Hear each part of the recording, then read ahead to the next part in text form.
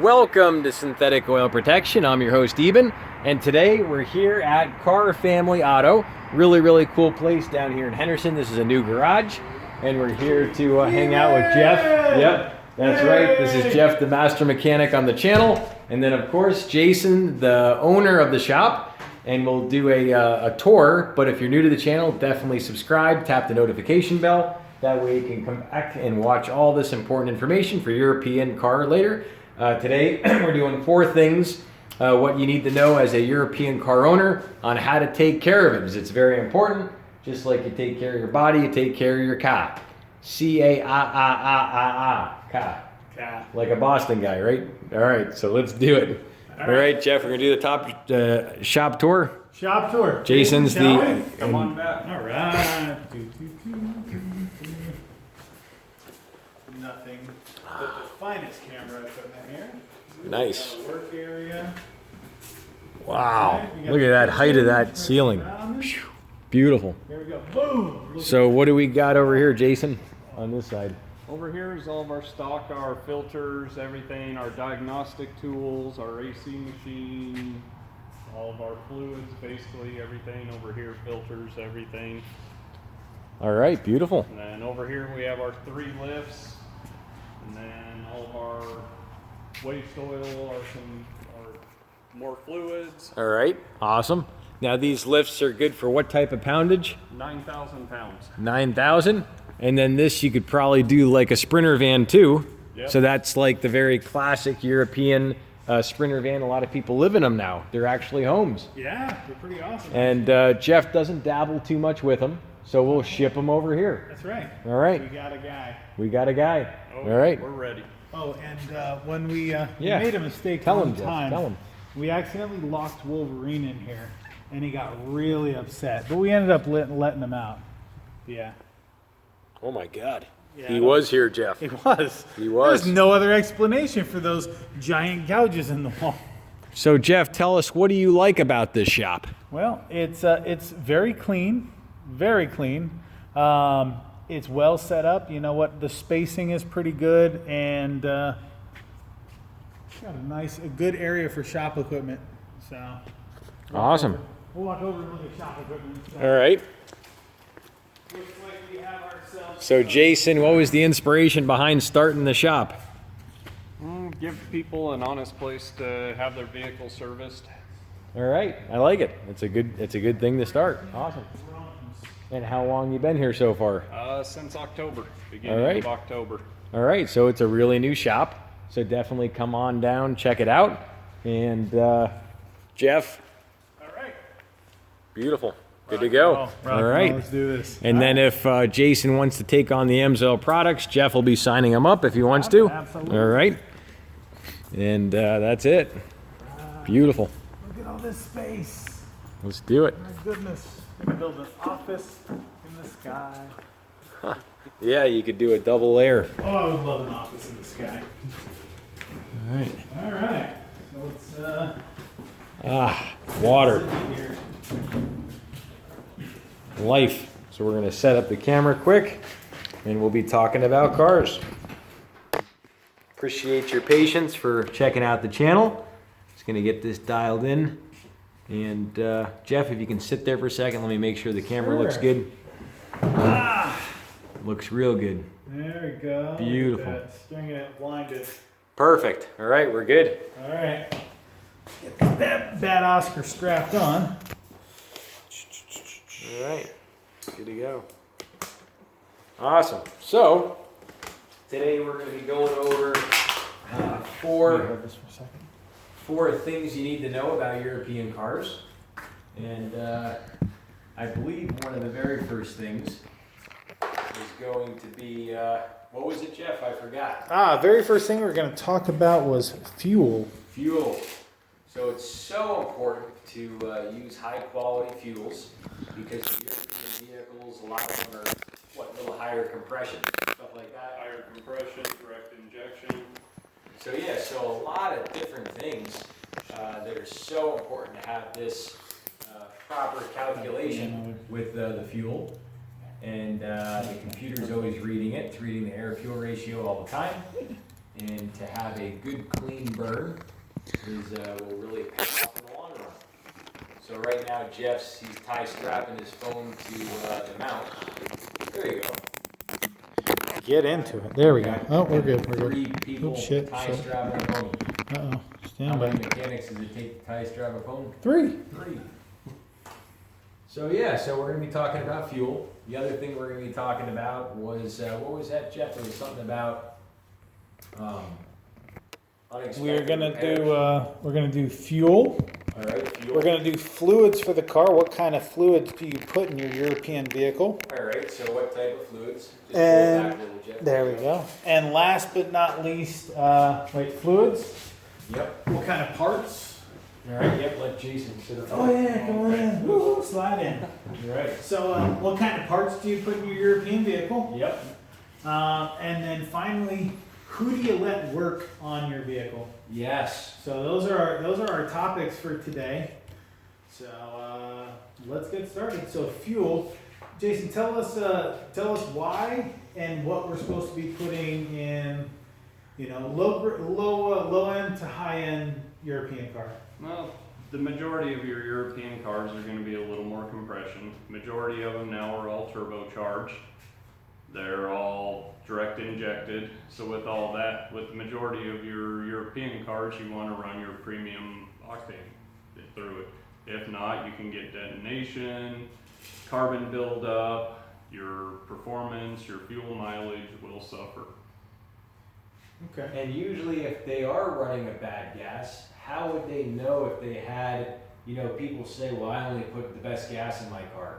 Well, how would you know symptoms if it wasn't good, and what is usually a good gas pump to go to? What's a good company, should I say? Usually what pretty much all the manufacturers recommend is going to be a Chevron, a Shell, Anybody top tier? top tier gasolines. I mean, if you get a batch of bad gas, most likely it's going to run rough. You'll get misfires. Your check engine light will come on you.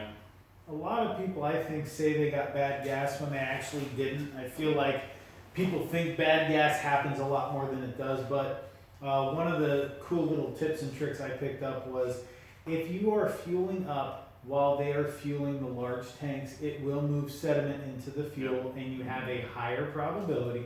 I am very certain that the fuel does go through a filter before it gets to that pump, but do you really want to take that chance? And also the fuel's hotter when it's being dumped in, so it's expanding, so you actually get less bang for your buck, but that's another physics lesson altogether. Wow. Yeah, fuel changes weight based on temperature. I didn't know that. Well, I know it changes a little bit, but it's significant. Oh, it's very significant. In aircraft, we don't put gallons in, we put pounds of fuel in. Wow. Because weight and balance has to be perfect. So one day it could be 300, one day it could be 310. Wow. Which is, I mean, when you're talking 3, 4, 5, 600 gallon tanks, that's a big difference. 8 pounds a gallon. Ish. Wow. Wow. So yeah, no, cool shit. Now, how many years, Jeff, have you been in the military? We did the flight stuff. Oh, I did. Flight mechanics. So I was in the military for a total of seven and some change years. I spent 3 years in aviation and then 4 years grunting it up in the motor pool, working on I was in artillery. So go big guns! Wow. Wow. Yeah. All right. So we went over that. So what are some other things that, how do you know if the fuel system's gummed up or if it's just bad gas? Is there any way to differentiate that? See codes on that on the computer? You Can can. they?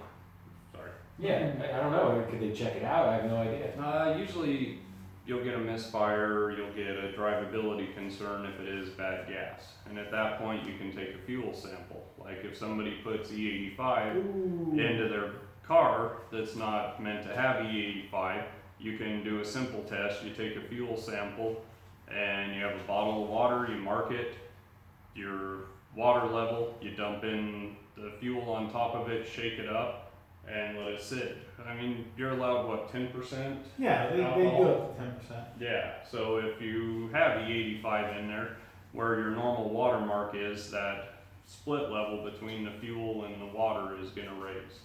Wow. There was another thing I was told, and I haven't tested it, but it came from a fairly reliable source. Basically, that gasoline is dielectric and E85 conducts. I don't know if I buy that because I don't know if 10% of a product and 85% of a product changes conductivity when we're talking about liquids. Yeah, I've never experienced But, that. whatever. Either way, E85, that was a fun adventure back in the day. I remember we were getting people seeing the cheap gas. Yep. They didn't do anything. So if someone has a real nice, say, Audi A7, Okay. or a nice, even for instance, an RS7, would they have a benefit of switching a stock OEM car without doing any other modifications? Would it be worth them tuning it to E85? E85 is 110 octane. Fuck That's yeah. why a lot of your tuners and your performance cars are running E85. You have to go with a bigger fuel pump, bigger injectors, and the mapping of the computer has to be changed. Oh yeah, because it's leaner Yeah, as far as but the computer's concerned. You do get 110 octane out of it. So on someone that had, let's just say they picked up a nice used, we have quite a bit of viewers in like Florida, we got lots of people in Texas, and they go, oh, we just found the channel, I'm learning all about this oil. Now what about switching this nice, RS7 that they got used for say $46,000? They got one with 80,000 miles, this is a $130,000 car. Would it be worth them switching that over to the 85, that nice used A7, RS7? If you're not planning on the performance modification side of it, Just stock car. if you're just leaving it stock, just run good premium. Alright, it's just not worth the extra Yeah. couple of horsepower No. and the time to switch it. Yeah. And Alright. for any of our techie people watching, now they have biofuel vehicles out there. Ford made a lot of them with the yellow cap. It says E85 compatible. Now, if you paid attention to any other things when we talked directly about fuel and octane and what your car needs and doesn't need, how can you make a vehicle that can use 87 octane and 110 octane? You can't. You tried, but you lose 15 to 20% of your fuel economy Yeah. because if you can't increase the compression or find a way to use that fuel, you're just pissing it out, evaporating because it's alcohol. Yeah, and your performance goes down. Yeah. Everything goes down on Audi A4s. They have a flex fuel Audi A4s. Wow, How bad? They're Wow. not that bad. Okay. Actually, they don't lose a lot of power. You're already Wow. needing 91. I'm sure it Yeah. just basically up tunes it a little bit for the Easy. 110. Easiest way to tell on the 2.0 turbos, the E85 cars have a metal aluminum intake manifold Oh, where your normal gas motors have a plastic intake manifold. that is cool. Wow. I've never seen that. I didn't know I'm gonna that. pay attention now. Now I do know the Quattro A4 is a hell of a good handling 4-wheel drive car. Amazing. Oh, yeah. I can't believe it. That little teeny engine, Jeff, Yeah, just like a Honda Fit. it'll get up and go. It's amazing. Oh yeah, those are scooters. That another one's fun to drive like that's a WRX Impreza. Wow. Those things, oh boy, they snatch. So as far as fuels are concerned, basically you should be using the high grade if you have a European car. If you read your manual, it's not likely it's going to say anything other than that. Do you loop any of the weird ones in there, like Fiat and stuff like that? I mean, Fiat even uses turbocharged motors and They do, all they got that too. multi-air little So, I thing. mean, if you look at a lot of them, they all read premium fuel too. Now, to answer a couple of our viewers that don't have a European car, are they going to get any difference from running, like, say, 87 octane to 91?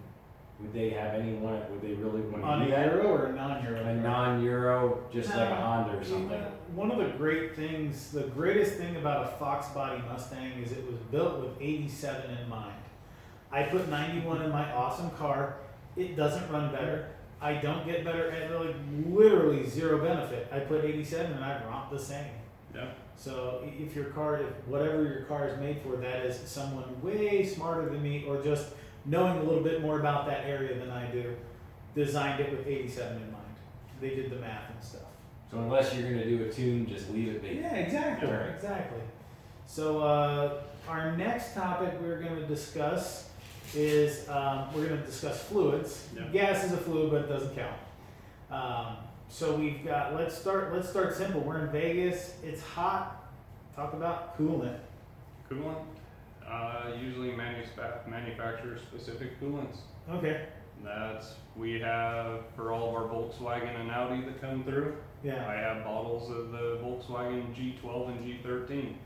Okay. For it, BMW, I get BMW coolant. Mercedes, we do Mercedes coolant. The blue stuff. The blue stuff, the red stuff, Cool. So what happens, first off, if you mix European coolants, like let's say you go into a parts store, you know you're supposed to have something with a funny name on it, you pick it up, it says Pentos, but you didn't know it was the right color. What happens if I'm mixing blues and reds and yellows? a lot of times you get a gel. Ew, that's that fudgy stuff when you open up the cap. Yep, and when you pop coolant lines loose and everything, you got the nice jello looking. My favorite is the throttle bodies because they got the really small, low flow coolant passages through the throttle bodies. They get nasty. Wow. So, all right, so coolant's important, and if it gels, obviously you're not getting the best liquid surface contact on all the metal parts, so you're going to run hotter. Yep. So on a good hot running European car, how often should they be changing their coolant? Usually. A bunch of the manufacturers are different. I usually some of them are 100,000 miles for a coolant service. I usually recommend about every 5 years, 6 years on them. I recommend more frequently out here, and it just because it's good prevention. I say 30K. Yeah. I tell them 2 years, 30,000 miles, because you know what, the coolant could get contaminated. Yep. Somebody accidentally screws up, throws a little bit of water in that bottle. You go to an oil change place, and they don't have a procedure. They just grab the hose and piss some water in there. Well, now you've got metals and bimetals inside your system from our wonderful tap water, and the coolant is actually the lubricant for the inside the cooling system. It lubricates the water pump. It lubricates the water pump. But it needs to, it can't have any contamination in there because any of that stuff could turn the coolant electrolytic, which means you're making a battery. Like the old school, you take a piece of nickel and a piece of copper, shove it in a potato. Well, your potato is the guy who put the wrong shit in your car, and he just turned your cooling system into a battery. I've had a really bad case where it actually measured like 3/4 of a volt. Oh dang. Yeah, I got 3/4 of a volt out of the cooling system. I put the positive lead in the coolant, grounded it to the block, and I was like, wow. And just look at the water was rusty. It was a Chevy. It was an old Chevy with a 5.7. Yeah. When you find a nasty, rusty one, just see what you get. Yeah. Now, there is a dual-wall coolant that AMSOIL makes that's good for like John Deere, Cummins, it's good for Mercedes, a bunch of them, and it's actually a concentrate. And the best thing about that is you can put it to any amount you want. So say you have a Ford Raptor, or you have you have a car that's a heavy turbo car like a Raptor, or you have a really cool running car like a little, what's something that's not turbo, that's would run cool. Everything runs hot now. Right, yeah, you're right, everything does. So I mean, So basically, you get this product. It's called AMSOIL Low Toxicity Biodegradable Coolant. It's a white gallon, and basically you can mix it with other coolant makes, models, and colors, but not for extended a period of time. So say you actually put a little bit in, it's not going to just foam up or turn the gel, right. but it is going to mess up the mixture. So what you want to do, you drain it, you fill it with distilled water, drain that again, and then fill it with the good stuff, and then you do your mix. And here's the thing. So they do have very specific coolants for everything. If you exchange all of the coolant, you're not going to have an issue as far as I'm concerned with the newer vehicles. No. The problem is exchanging all of the coolant takes some work, and some work. You've got coolant lines. Let me tell the story about coolant. Let me tell him. Give it to him. About the money shot. Give it to him, Dick. So- Oh, that's funny. He was telling me this and there. I almost wet myself in the garage over there. I was egging it on too. I was getting real nasty with him. So I was doing an engine on a Prius one time in my life, never again, but I did it because I had a great customer who wanted it. And I wasn't aware, so the Prius, because it's all electric, doesn't always have the engine running, so it has to be able to run the occupant heater even without the engine running. Now, the one item on a vehicle that warms up the quickest is the catalytic converter. They have to be lit off and up to temperature. Hold it together, man. They have to be lit off and up to temperature under 5 minutes, and now I think it's under 2. So we've slowly gotten faster. So that cat gets up to its 3, 4, 5, 600 degrees, whatever it has to be. And on a Prius, they run coolant through there. So I'm dropping the exhaust, and there's 2 pipes coming down, and I see some rubber hoses, and they were the silicone rubber hoses like Ford used to use for the air injection. So I'm like, oh, must be an air injection system. That's odd. So it's one of my overnight shifts. It's like, I want to say it was like 3 or 4 o'clock in the morning because I called it after that shit. I'm squeezing this thing off. Now I want you to see from the side angle. So I'm holding it like this, right? Just like this. And then I start working it, right? Working the wrist back and forth really good. And I start trying to pull it off. It is being very difficult. So I give it one good yank, right? The entire contents of the cooling system directly money shots me right in the face. I mean, we're talking John Holmes style. This is insane. Across the room, I'm snorting this coolant, and it's that wonderful pink Pentosan stuff. And like I said, 3, 4 o'clock in the morning, I called it. After the money shot, there was nothing else I could do. That was it. That was the pinnacle of my evening. You know what, Jeff? You're a better person from it. Oh, yeah, I'm never doing this shit again. So, yeah, that's my story about catalytic converters and heaters and cooling systems. So be aware if you're ever doing a cat or under a Prius, be very careful. Make sure, and that's going to be the lowest point of the cooling system, so you're not going to have any options. Stuff will come out down there. Yeah. Now there is another AMSOIL product. Oh. It's the Dominator cooling boost. Ooh, I like Jeff's that. got it at the garage. Yes. Jeff's got it. And that's one that you can actually add to basically any coolant make, model, or color. And the best thing though too, if you're going to add it, you can add it to it, but it is going to wear off. So basically there's a chemical in there. It's like it's a dual surfactant technology. It allows the water molecules to get closer to the aluminum, better heat transfer, so your heater core will work better, and then it'll run cooler when it's hot. But however, it does wear off. So it says right on the bottle every year or 30,000 miles. Okay. So it's something you add kind of regularly. And the more you add of that, you're probably going to want to end up changing it out. So I would say if you added like 2 bottles, I wouldn't go to 3, probably around 2, 3 years, just change it out for extra due diligence. And the thing that's so cool is the low toxicity biodegradable coolant. It doesn't hurt animals. It protects the seals. And like I said, it's compatible for all these different vehicles. The best part about that, the best part is it costs very, very inexpensive. So when you buy like 1 gallon, for most cars, that'll be good for like 75% of all cars. So you're only buying 1 gallon. You're just buying the rest distilled water. Yeah. And you'll see in my playlist, I'll put that up in the corner. A lot of these cars, you can do it yourself, doing the coolant. If you have the tools. If you don't, and it's like a Mercedes, like S-Class that has a lot of fluid, or BMW, just take it to these guys. Just take it to these guys. But if it's just a basic like Honda or something, it's got a little teeny petcock, you just undo it, it's done. So one of the episodes, you and I are going to get some of the low toxicity coolant. Yes. We're going to mix it 50-50, and we're going to prove that it's low toxicity. Yep. We're going to do shots, okay? And whoever's standing at the end of the show wins. It's good. All right. I like it. It'll be a fun show. I like it. And we ought to mix it with some other coolants and see what it does to it. What it does to it or us? We're taking shots of this shit, even. Jesus, man. Get with it. Jeff's really pushing the boundaries. He wants to find what's the difference between man and machine. That's right. He's finding the edge. Yeah. Dominator. It's not a Duma. So next fluid, which I know is very, very touchy in the European world, is transmission fluid. Yes.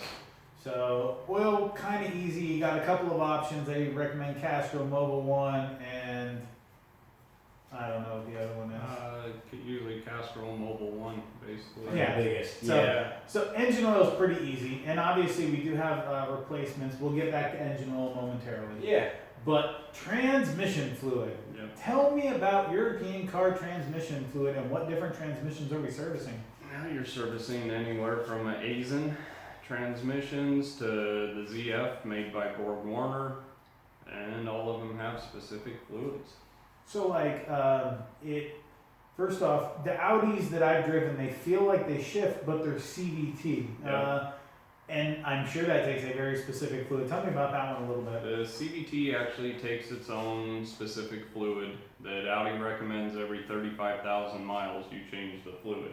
Okay. It's kind of synthetic, more of kind of a gear oil based, but Okay. it's kind of a So it's heavier. It's a little heavier of a fluid. Wow. And same thing with like the Volkswagen DSGs and the Audi DSGs.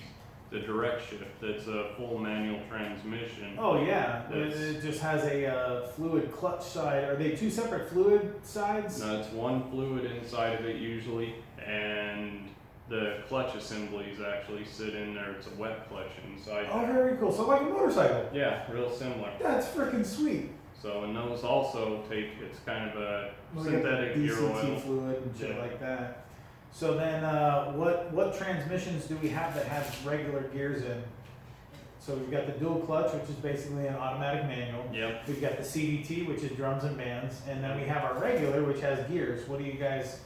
Well, you, for like your manual transmissions, Automatics. automatics, you have, well, your DSGs, your CVTs, and then your normal automatics. And So what's got a normal automatic in it? usually like the Quattro A4s, your Mercedes, your BMWs, Okay. and they all use the AZN or the ZF transmissions, which have their specific fluids. Right, and that's the one you got to get says BMW or Yeah. Mercedes Or or Audi and Pentosin or yeah. so. All right. Well, we've got the. Which fluid have you been using for the LV that works for those? Yeah, there's a AMSOIL Signature Series fuel efficient, and that one meets and exceeds like all the new regular transmissions. So like anywhere from a Honda Fit to like a Corvette C7 Stingray ZR1 that's a regular 8-speed automatic. That all takes that fuel efficient ATF and all the ZFs. So some of the old Jaguars take that fuel efficient, and then they also take the S-Class. I did an S-Class Mercedes that had like a green ATF, Yeah. Okay. and I did it out, and we put the really rich dark cherry AMSOIL fuel efficient, and it shifted better afterward. And the AMSOIL one is 100% synthetic, so it has a higher film strength, you have less oxidation, you can do double the severe service of OEM. So basically, the fluid is about 4 times better, so it can handle double the heat, because as it oxidizes, it's exponential. And there's a thing like thermal runaway, so as it gets hotter, you get more like sand and stuff in differentials. The clutch material gets in there, and next thing you know, your whole differential shot. So it's so important to change that out on a lot of the European cars because they have really small differential fluid capacities. Like I looked at Yeah. some, they take like 0.8 quart. Yeah, There's there's not nothing. at all.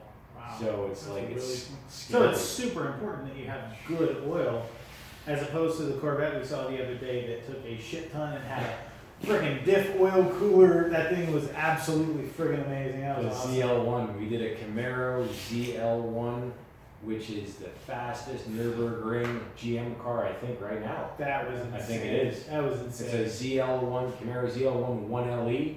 Just type that in Google and you can see the time. That's awesome. Yeah. So, okay, so we got coolant, we got transmission fluid, engine oils, that other subject. Now, let me tell you, if you come to me and I will only put European oil, if you ask me to use my cheap stuff, I will tell you no. I will ask you, look, I won't do that to somebody's car, even if they ask me to. It's like trying to shoot a baby. I'm not going to do it. Yeah. So, Same. Yeah. yeah, you can't. So I'll tell them, and the oil changes aren't inexpensive. I mean, we got, you got the good filters. The good filters are anywhere between $10 to $25 for a good one. The fluids, the right fluids, you're looking anywhere between $8 to $15 a quart for the right shit. Yeah. AMSOIL has a European. I keep 2 of them. I keep the orange bottles, which is the OW40. Yep, 040. And then I keep the OE European 5W40. That's European Classic. Yeah. And that meets and exceeds like a lot of the Mercedes, BMW, Audi VW. Now, and I don't ever stock a lighter viscosity like the 530s or anything, but do they have the European 530 as well? Yeah, they have a 530 European improved formula. Okay. And that's kind of like a Dexos formula, almost like the Signature series with higher detergents. Okay. And then they also make the 540 improved. And that's for certain emissions compliance, and I think with the computers. Probably. And the Mercedes Sprinter van that I just did, I think it was a 2013 Sprinter, it's a 3-liter turbo diesel. Yeah. And that took the 540 improved. Okay. That's what it called for. Wow. And that's the most expensive of all the European oil. And then the next one would be the 040. Yeah. Well, it'd be the 10, it'd be the 530 improved. So it's the 2 improved, and then you got the 2 other 540 and then 040. And the 040 is really just for the cold starts. Like say you live somewhere really cold, Yeah. the 040 is a dream, you know. Oh, yeah. Like if you had like an SL65 AMG and you lived in Michigan and you're Now starting this at is where 0 degrees. Eben and I disagree. We had a talk about viscosity last week, Right. and Eben is perfectly comfortable with 540 all the time, and I understand it. I am a proponent. If it's asking for a 0.8, I will only put a 0.8 because we have the 020 cars. And you know what? You read your Toyota and your Nissan, and I know this is not the realm we're in, but you read your Toyota or Nissan book, and it tells you 520 is optional. If you finish reading the rest of that, it says, and change it back to 020 as soon as you can. The 520 is too thick. It has variable valve timing that is so sensitive. They got rid of, look this up, they got rid of EGR valves, and they figured out how to do valve overlap and suck exhaust in from the exhaust with very specific valving, very specific programming. They calculate the distance the valve opens based on the viscosity of the oil. Wow, So yeah, it's a big deal. It's a BFD that's scary. for me. Yeah. That's scary. So Audi calls for what's your favorite flavor?